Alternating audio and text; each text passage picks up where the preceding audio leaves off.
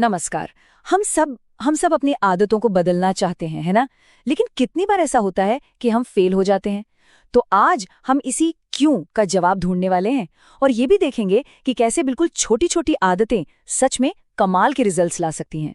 सोच के देखिए, नए साल का रेजोल्यूशन हो या रोज सुबह उठकर एक्सरसाइज करने का वादा, हम शुरू तो बड़े जोश से करते हैं, पर वो जोश ना कहीं गायब हो जाता है।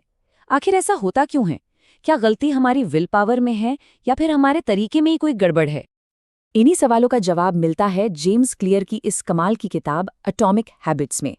ये किताब आदत बनाने के पीछे की जो साइंस है ना, उसे एक बिल्कुल नए और कह सकते हैं बेहद असरदार तरीके से समझाती है। तो चलिए इसकी कुछ कोर आइडियाज को समझते हैं। अच्छा, तो किताब का सबसे पहला और मैं कहूँगी सबसे ज़रूरी नियम ये है, बड़े ड्रामेटिक बदलावों के पीछे मत भागो। नहीं, अपना पूरा ध्यान, पूरा फोकस बस रोज़ 1% बेहतर होने पर लगाओ।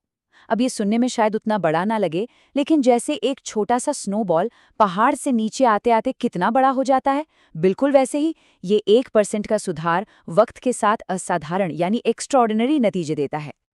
इसका आई थिंक सबसे बेहतरीन एग्जाम्पल है ब्रिटिश साइकिलिंग टीम की कहानी। सोचिए, एक टाइम था जब ये टीम इतनी बुरी हालत में थी कि एक टॉप बाइक कंपनी ने उन्हें अपनी बाइक्स बेचने से मना कर दिया था। क्यों? क्योंकि उन्हें डर था कि कहीं टीम के खराब परफॉर्मेंस से उनकी ब्रांड इमेज न गिर जाए। फिर टीम में आए कोच डेव ब्रेल्सफर्ड, जिन्होंने एक सिंपल सा आइडिया लागू किया, the aggregation of marginal gains, यानी छोटे छोटे फायदों का जोड़।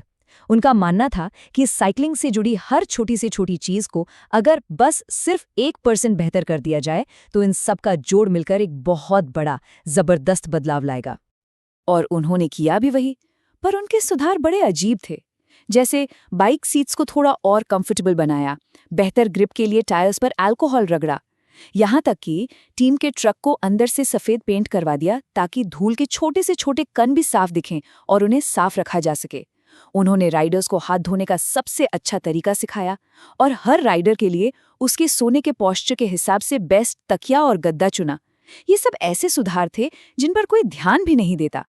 सच कहूं तो रोज सिर्फ 1% बेहतर होना फील भी नहीं होता। जैसे आज एक पुशअप ज्यादा कर लिया या कल से बस 10 मिनट पहले उठ गए। क्या इससे कोई फर्क पड़ता है?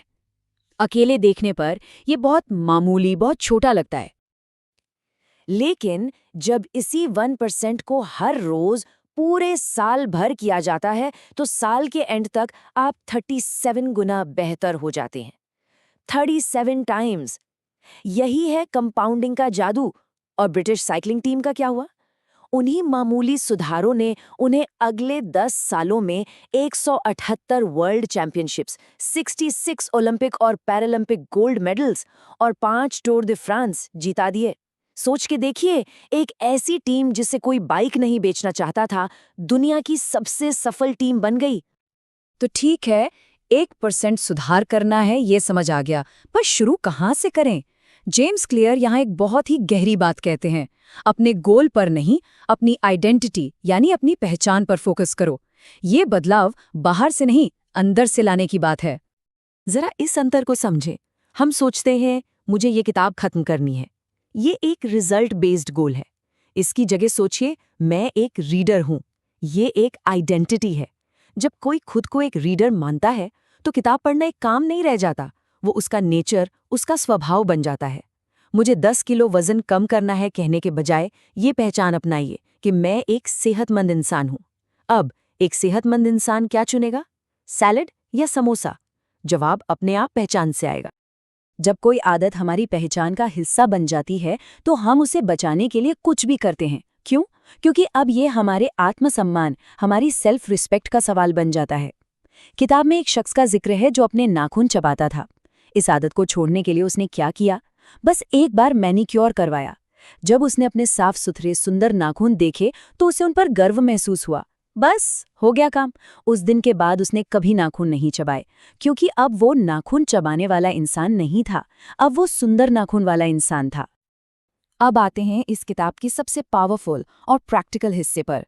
वो है अपने माहौल यानी अपने एनवायरनमेंट को डिजाइन करना। अक्सर हमें लगता है कि आदत बदलने के लिए लोहे जैसी रॉक सॉलिड विल पावर चाहिए, लेकिन सच्चाई इससे बिल्कुल अलग है। क्लियर कहते हैं कि हमारा माहौल, हमारा एनवायरनमेंट एक अदृश्य हाथ की तरह है जो हमारे व्यवहार को आकार देता है। अगर किचन काउंटर पर हमेशा कुकीज रखी हैं तो उन्हें खाया ही जाएगा। इसका सबसे शॉकिंग सबूत वियतनाम युद्ध से लौटे अमेरिकन सैनिक हैं। युद्ध के दौरान लगभग 20% सैनिक हेरोइन के आदी हो गए थे, लेकिन जब वो अमेरिका वापस आए तो उनमें से 90% ने ये आदत अपने आप छोड़ दी। ऐसा कैसे हुआ? उनकी विल पावर नहीं बदली, उनका माहौल बदल गया। युद्ध का स्ट्रेस, आसानी से मिलने वाली ड्रग्स और आदी दोस्त सब पीछे छूट गए। तो हम अपने माहौल को कैसे डिजाइन कर सकते हैं? नियम बहुत सिंपल है। अच्छी आदतों को आसान बना दो और बुरी आदतों को मुश्किल। सुबह जिम जाना है, रात को ही कपड़े और जूते तैयार रखो।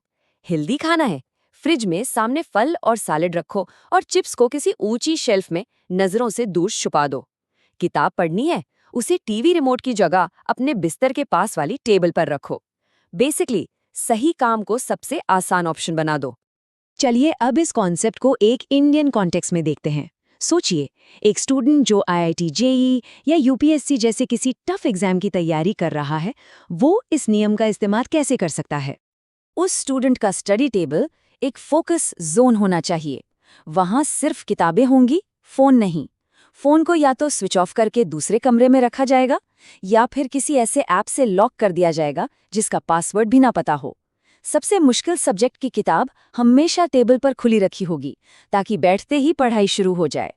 इस तरह एक ऐसा माहौल बनाया जाता है जहां पढ़ाई करना सबसे आसान काम हो और फोन उठाना सबसे मुश्किल। यहाँ विल पावर पर नहीं, स्मार्ट डिजाइन पर भरोसा किया जा रहा है। तो आदत बदलने का फॉर्मूला क्या निकला? पहला, रोज 1% बेहतर बनो। दूसरा, लक्ष्य नहीं, अपनी पहचान बदलो। और तीसरा, अपनी विल पावर पर नहीं, अपने माहौल पर, अपने एनवायरनमेंट पर भरोसा करो।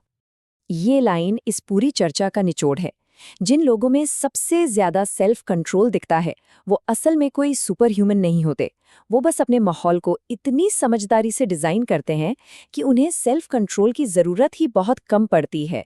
असली सफलता हीरोइक विल पावर में नहीं है, एक स्मार्ट, डिसिप्लिन एनवायरनमेंट बनाने में है। तो अब आखिरी और सबसे जरूरी सवाल, आज का वो 1% क्या होगा? वो कौन सा एक छोटा सा कदम है जो अभी उठाया जा सकता है? एक पुशअप ज्यादा, सिर्फ 5 मिनट की रीडिंग, या बस अपने फोन को पढ़ाई के वक्त दूसरे कमरे में रखना? शुरुआत छोटी ही सही, पर आज ही करिएगा।